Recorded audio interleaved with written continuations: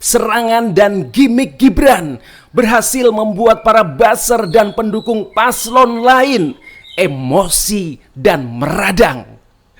Ya, ramai luar biasa di media sosial, utamanya Twitter, bagaimana cacian, umpatan, makian, rasa jengkel yang luar biasa dan kemarahan terhadap Gibran Raka Buming Raka karena dianggap sebagai anak muda yang tak punya adab dan etika, telah merendahkan dan melecehkan lawan debatnya sekelas Profesor dan juga Gus Muhaimin Iskandar.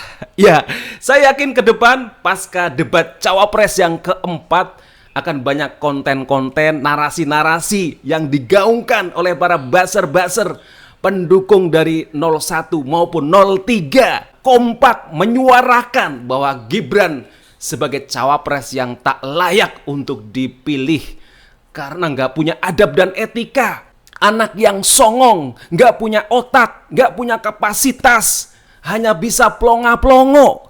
Ya, saya yakin narasinya akan begitu. Dan ini juga terjadi kepada bapaknya. Pak Jokowi dulu juga digitukan, dianggap orang yang plonga-plongo, nggak bisa apa-apa, hanya petugas partai dan lain sebagainya. Meskipun waktu akan membalikkan keadaan dan fakta sesungguhnya. Ya, pertanyaannya, apakah ini sebagai strategi komunikasi politik dan strategi berdebat yang dilakukan oleh kubu Gibran Raka Buming Raka?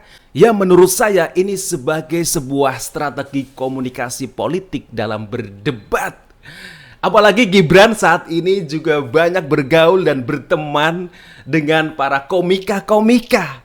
Dan ini salah satu gimmick andalan dari para komika, dengan gestur, dengan ekspresi itu dilakukan. Ya, dan ini juga bagaimana strategi Mas Gibran untuk memancing emosi.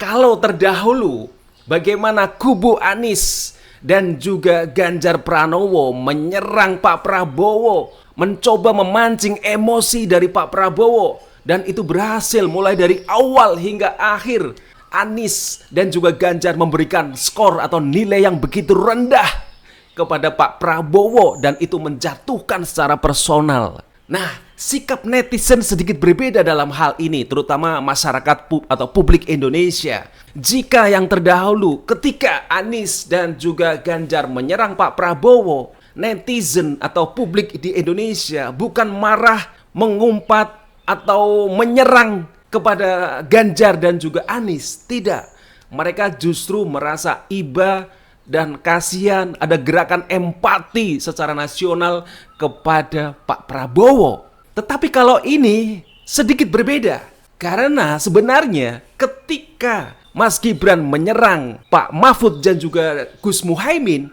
mereka berdua, Prof Mahfud dan juga Gus Muhaimin itu membalas dan setimpal. Beda dengan Pak Prabowo yang tidak membalas, hanya diam seribu bahasa dengan mimik wajah yang orang melihatnya itu merasa iba dan kasihan. Nah, ini sebenarnya kalau dilihat dari sisi strategi serang menyerang itu juga seimbang.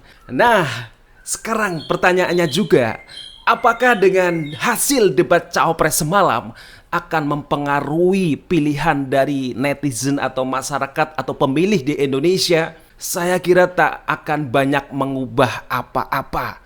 Karena rata-rata mereka sudah menentukan pilihannya. Dan saya lihat akun-akun yang menyerang Gibran Raka Buming Raka, yang seolah-olah mereka setelah melihat debat Cawapres semalam langsung mengalihkan dukungannya kepada paslon lain selain pasangan Prabowo dan Gibran. Ya, saya lihat di video-video sebelumnya mereka cenderung menyerang Gibran juga, termasuk sudah punya pilihan atau mendukung paslon lain. Jadi rata-rata mereka yang menyerang Gibran hari ini dan mungkin pasca debat Cawapres, rata-rata mereka memang sudah punya pilihan sebelumnya, atau tidak suka dengan Pak Jokowi, tidak suka dengan Gibran, dan tidak suka dengan Pak Prabowo. Jadi saya kira peta politik tidak jauh berbeda, dan tentu angka survei elektabilitas pun juga tidak jauh berbeda dengan hasil yang sekarang sudah dirilis. Nah, jadi apa yang dilakukan oleh Gibran itu sangat Gibran banget. dan juga Kaisang banget, anak muda banget, yang penuh dengan gimmick, yang penuh dengan candaan, yang penuh dengan humor begitu. Tentu saja ini akan berbeda dengan era Pak Jokowi yang tentu saja lebih kepada jawani begitu. Karena Mas Gibran dan juga Kaisang hidup di zaman now, tentu saja secara kultur, secara komunikasi pun itu berbeda. Nah, tapi kita lihat perkembangannya seperti apa karena politik begitu dinamis. Kita juga akan melihat bagaimana reaksi masyarakat merespon dari debat Cawapres keempat. Masih ada satu debat lagi dan kita tunggu saja. Dan tentu saja siapapun yang nanti akan jadi presiden dan juga wakil presidennya, mari kita dukung.